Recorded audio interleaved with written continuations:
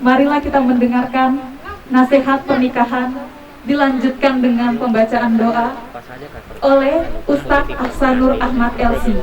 Bismillahirrahmanirrahim. Assalamualaikum warahmatullahi wabarakatuh. Waalaikumsalam warahmatullahi wabarakatuh.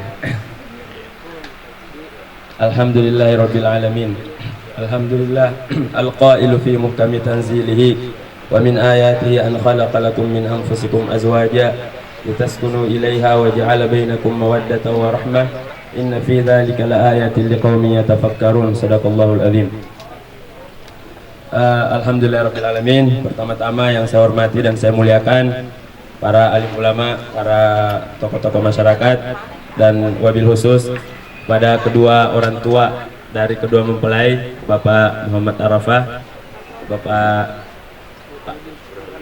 Burhanuddin ya, Masya Allah, yang tadi telah menikahkan Ananda Muhammad Junaidi pada hari yang sangat bersejarah pada hari ini. Kemudian yang saya hormati juga hadirin dan para undangan yang hadir pada hari ini untuk bersama-sama mendoakan kedua mempelai, dan insya Allah tentunya yang saya banggakan dan saya hormati juga kedua mempelai sahabat saya ya, Muhammad Junaidi, dan saya memanggilnya Ustazah Widya karena Ustazah Widya ini adalah salah satu tim kami di Samarinda. Ini kami sedang mendirikan sebuah sekolah, dan beliau adalah salah satu tim terbaik kami. Makanya alhamdulillah saya dari pagi tadi sudah datang ke sini untuk bersama-sama turut menyaksikan dan turut mendoakan. Dan insya Allah pada hari ini saya ingin mengajak kepada kita semua agar di hari berbahagianya beliau kita doakan sebagaimana doa yang diajarkan oleh Rasulullah SAW. Rasulullah mengatakan jika ada orang menikah maka kita bacakan doa barakallahu lakuma wa baraka alaikuma wa jama'a bainakuma fi khair. Artinya apa? Semoga Allah memberikan keberkahan kepada kalian berdua. Semoga kalian berdua diliputi oleh keberkahan dan kalian dikumpulkan dalam keberkahan. Nah, jadi doanya Nabi itu doa meminta berkah. Karena kalau berkah sudah ada, maka insya Allah segala sesuatu akan menjadi baik. Namun kalau berkah sudah hilang, maka segala sesuatu akan kacau dan rusak. Nah, jadi insya Allah hari ini saya tidak panjang-panjang nasihatnya. Karena dulu saya pernah duduk seperti ini tahun 2009. Berapa tahun itu? Ya, 11 tahun ya. Alhamdulillah 11 tahun sudah menikah. Saya dikaruniai 4 orang anak. Nah, 3 anak lahir di Mesir. Tiga-tiganya lahir di Mesir, 1 aja lahir di Samarinda. Nah, jadi alhamdulillah kami belajar di Mesir. Saya dengan istri sama-sama belajar di Mesir. Kembali ke Samarinda kita bikin sekolah. Alhamdulillah ada Ustazah Widya yang turut membantu kami di sekolah. Namanya Yayasan Al-Quds. Kita sudah punya SD, punya SMP, dan insya Allah akan bikin SMA tahun ini insya Allah. Mohon doanya. Nah, jamaah yang dimuliakan oleh Allah, tidak panjang-panjang. Dulu Ustadz yang menyampaikan nasihat juga bilang seperti itu. Kenapa tidak panjang-panjang? Karena katanya lain minat zikir. Saya orang Makassar Pak, Bapak Ibu. Walaupun saya sekolah di Bugis, cuma kurang lancar bahasa Bugisnya. Saya paham, tapi susah untuk mengungkapkan. Saya dulu belajar di pesantren, ada katanya pepatah yang bagus, sengit karimu lawenni, kubali sengit toki rigilintindro. Benar nggak? Nah, maka insya Allah hari ini tidak panjang-panjang nasihat saya. Nasihat yang pertama saya sampaikan untuk saudara saya Muhammad Junaidi sebagai laki-laki. Nah, di mana-mana nasihat perkawinan ini saya sampaikan. Nah, sebenarnya banyak yang lebih pantas menyampaikan, sudah ada yang lebih tua, lebih berpengalaman. Nah, namun ini karena permintaan Ustazah Widya maka saya beranikan diri berbicara. Nah, jadi yang pertama nasihat saya untuk laki-laki, nah ini dan kepada kita semua dan kepada diri saya sendiri. Nah, kenapa harus laki-laki? Karena laki-laki itu kepala rumah tangga. Kalau laki-lakinya benar, insya Allah maka rumah tangga itu akan baik.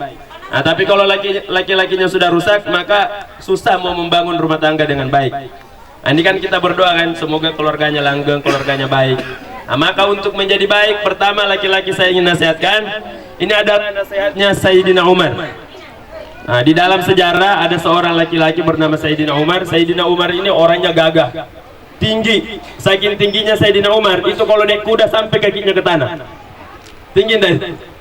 Nah, Sayyidina Umar itu tinggi, kalau naik kuda dia kakinya sampai ke tanah. Nah, makanya itu, dan kuburannya Sayyidina Umar itu berjejer, kuburannya Nabi, kuburannya Abu Bakar, kuburannya Sayyidina Umar. Dulu pernah roboh itu tempat kuburan, cuma kakinya Sayyidina Umar yang terlihat karena dia yang paling panjang. Nah, jadi roboh itu tempat kuburan, keluar. Jadi sampai sekarang Sayyidina Umar itu dan Rasulullah, Sayyidina Abu Bakar, jasadnya masih utuh. Tapi bukan itu yang saya mau sampaikan. Yang saya mau sampaikan pesannya Sayyidina Umar. Ini kita ingat semua.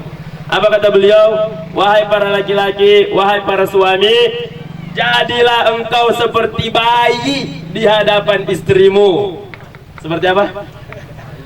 Seperti bayi. Coba kita lihat bayi. Ada enggak bayi yang garang? Yang namanya bayi itu lucu, menggemaskan, enak dicubit-cubit pipinya.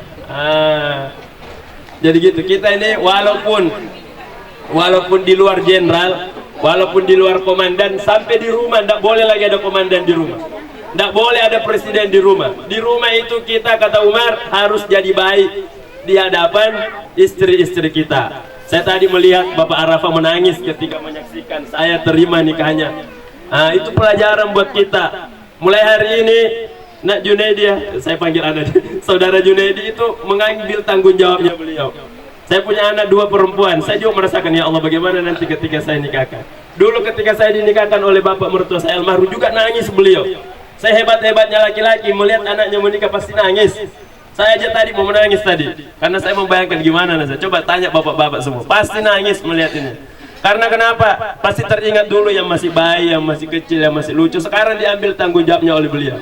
Maka agar rumah tangga ini bagus, kita sebagai laki-laki jangan mentang-mentang kalian kuat, kalian jago, kalian kekar badannya, kalian memperlakukan istri itu dengan tidak ada kasih sayang. Sayyidina Umar mengatakan, walaupun beliau orang yang kuat badannya, beliau bilang jadilah seperti bayi. Makanya suatu ketika ada orang datang mau melapor sama Umar. Wahai Umar, dia mau datang melapor. Kenapa? Karena istrinya katanya suka marah-marah, suka ngomel. Dia mau datang melapor sama Umar. Baru mau masuk di rumahnya Umar, ternyata dia dengarkan istrinya Umar marah-marah juga. Kata dia, nggak jadi saya melapor. Umar saja yang kekar seperti itu dimarahi sama istrinya, apalagi saya. Akhirnya dia pulang. Jadi ini yang pertama, apa tadi pesannya? Wahai para lelaki, jadilah seperti bayi. Nah, tadi kan dibacakan tuh 3 taklid. Kalau saya salah satunya melakukan kekerasan, melakukan tindakan ini, tindakan itu, maka harganya laki-laki berapa tadi Pak Haji? Cuma 10.000. Laki-laki yang kurang ajar sama istrinya itu harganya cuma 10.000. Iya, karena saking tidak adanya harganya. Nah, jadi kita harus memperbaiki diri kita. Ini yang pertama. Seorang laki-laki jadilah baik, sayangilah istri. Nah, Rasulullah mengatakan, rifqan bil qawarir. Wahai kalian para suami, berlemah lembutlah kepada gelas kaca. Jadi perempuan itu kata Rasulullah gelas kaca. Yang namanya gelas kaca, kalau sudah pecah bisa nggak disambung? Bisa sambung Bu Haji? Nggak bisa disambung lagi. Kalaupun bisa disambung pasti ada bekasnya. Maka kita harus berlemah lembut kepada mereka. Nah, intinya jadi seperti baik. Kalau sudah seperti baik, kita menggemaskan, lucu dilihat sama istri. Nah, kalau galak-galak ini suami ini, maka itulah awal rumah tangga hancur. Nah, maka tidak boleh ada kekerasan, tidak boleh ada. Pokoknya harus muasyarah bil ma'ruf.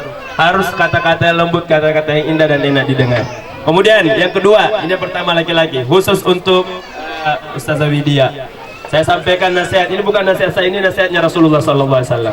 Rasulullah mengatakan, wahai kalian para istri, kalau kalian sudah punya suami, maka andaikan nih, kata Nabi, andaikan ada orang yang boleh sujud kepada manusia, maka saya suruh sujud itu perempuan sama istri, sama suaminya. Jadi kalau tadi laki-laki harus berlemah lembut, maka perempuan mesti taat patuh tunduk kepada suami. Dulu sebelum menikah, saudari Widya ini ketaatan utamanya sama bapaknya, sama ibunya. Mulai hari ini ketaatan utamanya adalah sama Mas Junaidi. Kalau seandainya Mas Junaidi bilang tidak boleh, bapaknya bilang harus, maka dia harus ikuti Mas Junaidi. Karena itu sekarang sudah berpindah sama beliau. Ketaatan nomor 1 seorang istri itu adalah sama suaminya. Makanya alhamdulillah dapat menantu yang baik. Tidak mungkinlah dia larang orang istrinya untuk bertemu dengan orang tuanya. Bahkan dia akan suruh, ayo kita lihat bapak kita, ayo kita lihat ibu kita. Itulah pentingnya memilih menantu yang baik, karena akan berpengaruh kepada keluarga kita. Nah, ini jadi insya Allah untuk perempuan satu saja nasihatnya Nabi Muhammad. Perempuan itu kalau mau masuk surga 4 aja syaratnya. Gampang sekali, 4 saja syaratnya. Ibu ya, masuk surga 4 aja syaratnya. Yang pertama kata Rasulullah, perempuan itu idza shollat khamsaha. Kalau dia jaga sholat 5 waktunya, tidak pernah putus, tidak pernah berhenti sholat 5 waktu, selama dia tidak berhalangan ya, karena kalau berhalangan kan otomatis harus tidak salah. Yang kedua, dan dia puasa Ramadan. Puasa Ramadan. Yang ketiga kata Nabi, dia jaga kehormatannya. Menjaga kehormatan itu salah satunya ada yang menutup aurat. Bagi perempuan, saya sampaikan hari ini nih. Ini nasihat Rasulullah mengatakan, suatu ketika di rumahnya Rasulullah itu ada seorang anak bernama Asma. Asma ini pakai pakaian yang agak tipis.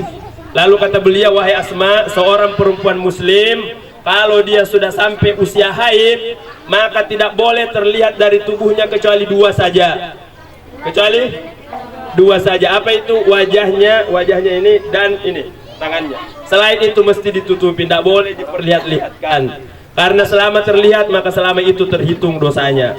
Nah, kata Nabi, perempuan kalau mau masuk surga, sholat 5 waktu dijaga, puasa Ramadan dijaga. Kehormatannya, kehormatan dimaksud adalah menutup aurat dengan baik dan benar. Kehormatan dimaksud adalah menjaga kehormatan suaminya, menjaga kehormatan keluarganya. Terakhir kata Nabi, kalau mau masuk surga dengan gampang, taati suamimu, taati suamimu. Nah, kata istri saya ustazah juga, sama-sama kami belajar di Mesir. Bakal lebih ustaz dari saya.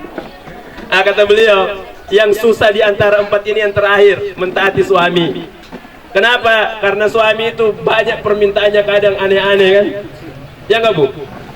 Gampang nggak taat sama suami? Suruh ngambil air, suruh ngambil, padahal kita capek. Padahal di situ ibadahnya. Kalau suami minta, maka kita harus taat. Karena kata Rasulullah, kamu taati suamimu, gampang masuk surga. Pilih lewat surga mana mau masuk. Nah, jadi insya Allah komplit sudah ya. Jadi khusus kepada yang pertama suami sudah, istrinya sudah. Kemudian secara umum ini jangan dianggap sebagai nasihat yang pertama. Nasihat pertama dan terakhir. Setelah ini kalau keluarga kita mau baik, maka kita harus senantiasa mendengarkan nasihat dari orang-orang tua kita, dari guru-guru kita, dari agama kita. Kenapa? Dulu saya menikah usia 24 tahun. Jadi begitu selesai 1 langsung menikah. Nah, kenapa saya mau cepat menikah? Karena senior saya selalu bilang menikahlah. Kenapa memang mau menikah? Kata dia, menikah itu enaknya cuma 30%. Wah, terus 70-nya bagaimana? Dia bilang enak sekali 70-nya. Ternyata setelah menikah banyak masalah. Ada masalah setelah menikah. Siapa bilang nggak ada masalah? Orang kalau selama hidup di dunia pasti ada masalahnya. Dulu sebelum selesai kuliah ada masalah. Begitu sudah dapat gelar ada masalah lagi. Sebelum menikah dapat masalah.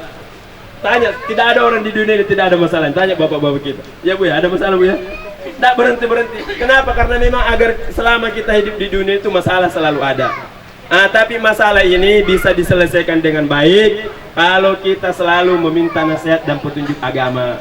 Maka ini jangan dianggap sebagai nasihat pertama. Setelah menikah rutinkanlah untuk belajar terus. Saya walaupun dari Mesir, istri saya dari Mesir, sama-sama belajar agama. Sampai sekarang saya belajar.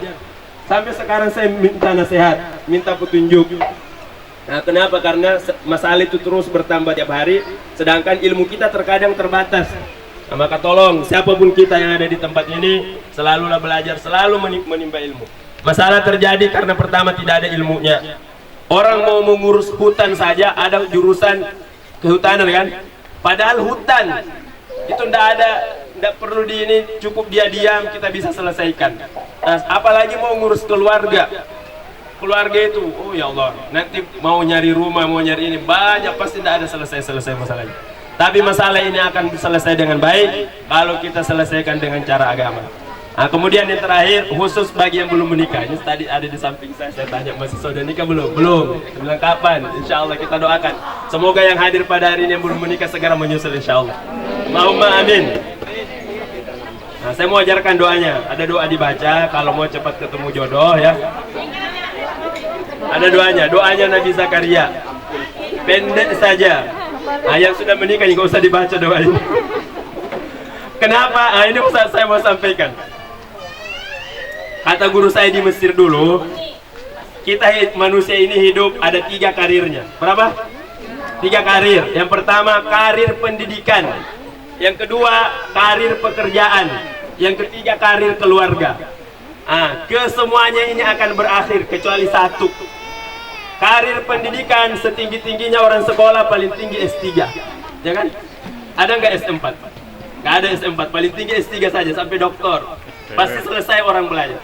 Yang kedua, karir pekerjaan. Selama-lamanya orang bekerja, pasti pekerjaannya pensiun. Ya kan? Nggak ada orang kerja sampai mati, nggak ada. Pasti dia pensiun. Tapi ada satu yang tidak bakalan selesai, itu karir keluarga. Makanya coba periksa buku nikah. Coba kita bapak-bapak ibu semua yang sudah ada buku nikahnya, periksa buku nikahnya. Yang namanya kartu itu selalu tertulis masa berlaku. KTP ada masa berlakunya kan? SIM ada masa berlakunya kan? Buku nikah ada enggak masa berlakunya? Cari dari halaman pertama sampai halaman terakhir, ada nggak masa berlakunya? Nggak ada. Karena pernikahan ini itu tadi sekali seumur hidup ya. Tadi doanya semoga sekali seumur hidup saja. Karena pernikahan itu diadakan lil istiqrar, untuk selama-lamanya. Bermula di situ dan berakhir sampai hari kiamat, sampai surga neraka nanti. Pertanggungjawabannya di sana. Jadi insya Allah semoga apa yang kita sampaikan pada hari ini kita bisa ambil pelajaran. Satu lagi, orang kalau mau menikah itu kan bersyahadat ya. Ini saya ingatkan nih, di mana-mana kalau saya ceramah di depan anak muda, anak gadis-gadis, laki-laki, perempuan, saya ingatkan. Ada orang bilang, saya akan serahkan keperawananku, keperjakaanku. Ingat, keperawanan dan keperjakaan itu bukan milik kita, bukan miliknya perempuan, bukan miliknya laki-laki. Itu milik Allah yang dititip sama kita. Yang laki-laki diberikan keperjakaan oleh Allah, itu titipan Allah. Yang perempuan punya keperawanan, itu titipan Allah. Tidak boleh diambil, tidak boleh dirampas kecuali atas izin Allah. Apa izinnya? Tadi saudara Juderi mengatakan saya terima nikahnya, itu izinnya. Jadi kalau ada perempuan mengatakan ini kan keperawananku, kata siapa? Itu kata yang salah. Keperawanan dan keperjakaan adalah miliknya Allah, dititip sama kita, disuruh jaga. Nanti boleh diberikan ketika sudah ada izinnya. Izinnya di mana? Tadi kita datangi orang tuanya, kita bayar maharnya. Lalu dia mengatakan saya nikahkan engkau, dan kita mengatakan saya terima nikahnya, itulah baru dapat izin. Selain daripada itu maka dia berdosa. Makanya pernikahan ini Allah mengatakan wa min ayatihi, tanda kebesaran Allah adalah dengan adanya pernikahan. Kenapa dikatakan kebesaran Allah? Karena tadinya ada hal-hal yang dosa, sekarang jadi pahala. Kemarin Saudara Junaidi dengan Saudari Widya kalau duduk berduaan berdekatan, maka asalkan bersentuhan dihitung dosanya. Sekarang ini pegang. Beliau berpegangan, gugur dosa-dosanya. Semakin lama pegangannya semakin banyak dosanya. Pegangan biar hilang dosanya. Tapi yang di sini ada laki-laki perempuan pegang-pegangan, belum ada istilah saya terima nikahnya, maka sejak saat itu sampai dia lepaskan hitung dosa terus. Nabi mengatakan andaikan kalian ditusuk pakai besi yang membara, itu lebih baik daripada kalian sentuh laki-laki menyentuh perempuan atau perempuan menyentuh laki-laki padahal belum dapat izin. Jadi ingat ini yang saya sampaikan, ini peringatan buat saya dan kita semua, hati-hatilah. Kalau mau menyentuh perempuan minta izin sama Allah dulu. Apa izinnya? Datangi bapaknya, bayar maharnya. Dan saya sampaikan sama perempuan, ini banyak yang gadis-gadis di sini. Jangan mau percaya sama laki-laki kalau dia tidak berani datang sama bapakmu. Dia mengatakan saya akan begini.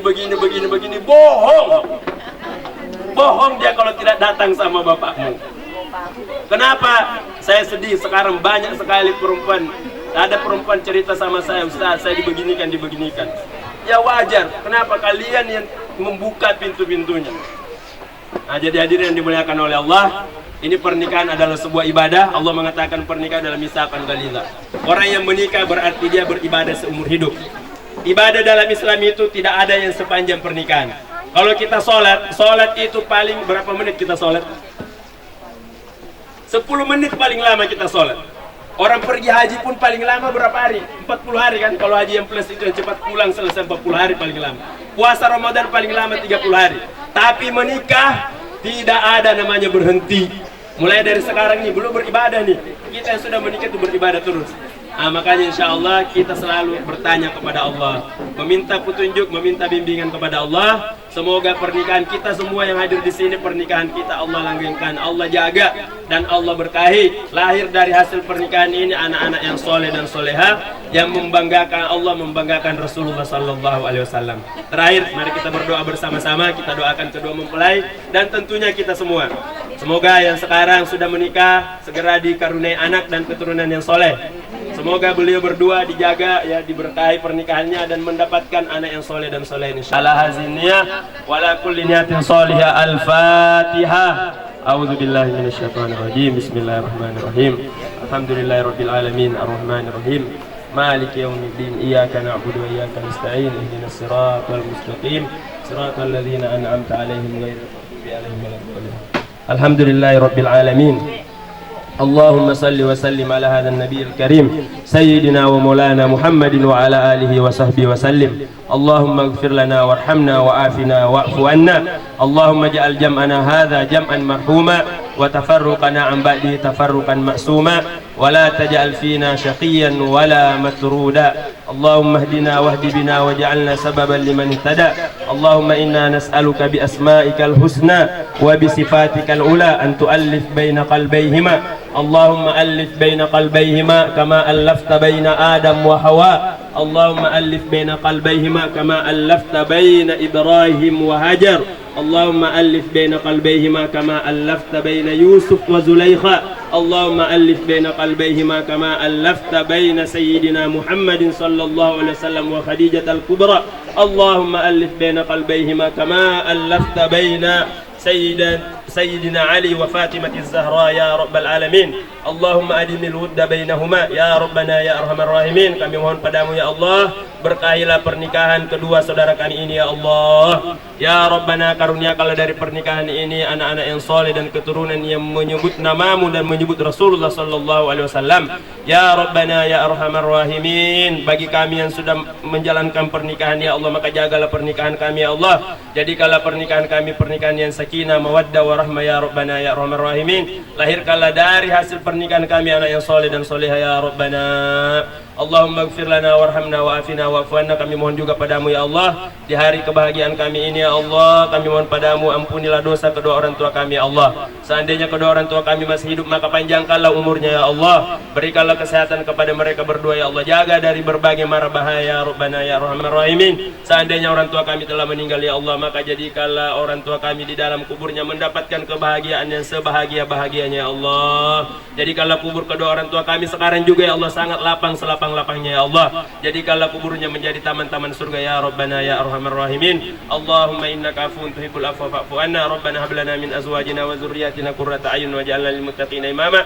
Ya Rabbana ya arhamar rahimin. Jangan biarkan kami meninggalkan tempat ini kecuali telah Engkau ampuni seluruh dosa dan kesalahan kami. Ya Rabbana, jangan jadikan kami tinggalkan tempat ini kecuali Engkau mudahkan segala hajat dan urusan kami.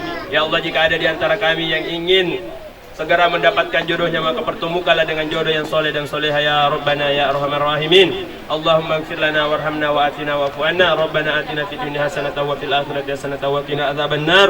Wa sallallahu ala sayidina Muhammad wa ala alihi wa sahbihi wa man tabi'ahum bi ihsanin ila yaumiddin. Subhana rabbika rabbil izzati amma yasifun wa salamun alal mursalin walhamdulillahi rabbil alamin. Taqabbalallahu minna wa minkum. Saya ingin tutup dengan sebuah pantun. Apa pantunnya lupa saya. Nabi Muhammad lahir di Mekah, meninggalnya di Madinah. Kalau nanti setelah menikah ada masalah, maka tenang dan ingatlah selalu malam pertama.